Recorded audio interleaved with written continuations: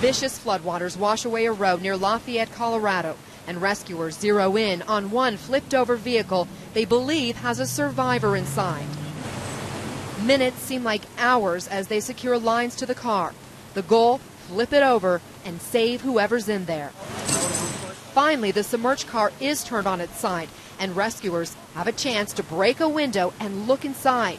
To the relief of the entire rescue team and to people across the country watching this unfold on live TV, a survivor appears.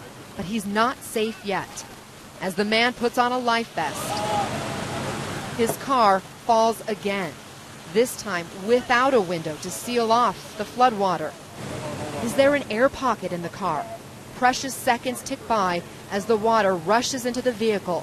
Then rescuer Robert Williams leaves the safety of his own raft to free the man, and finally, he makes it to shore. Others wouldn't be as fortunate.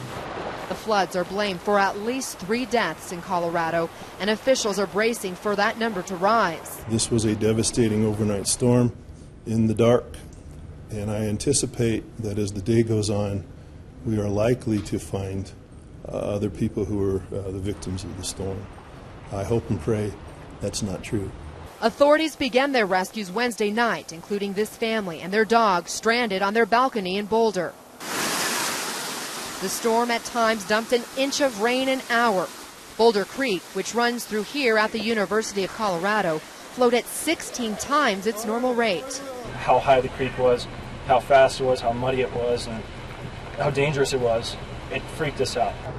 Throughout the day, officials urged residents to stay inside, warning the floodwaters are far more dangerous than they appear.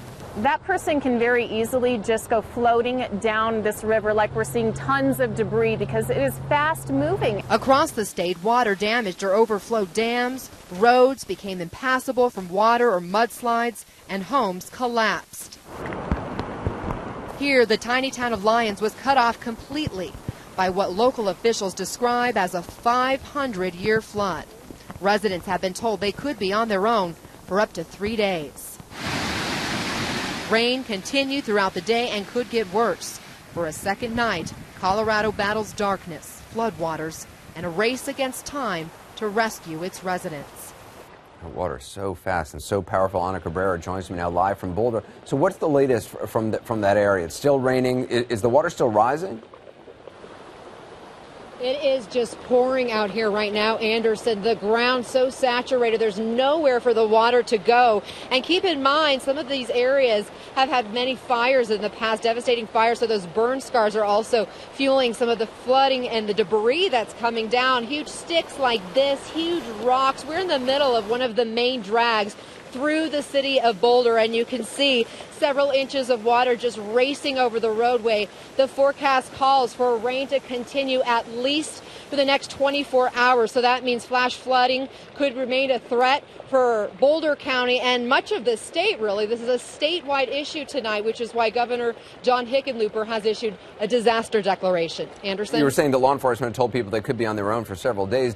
I mean, are you hearing from authorities they feel like they have a sort of handle on the general situation of where the worst flooding is?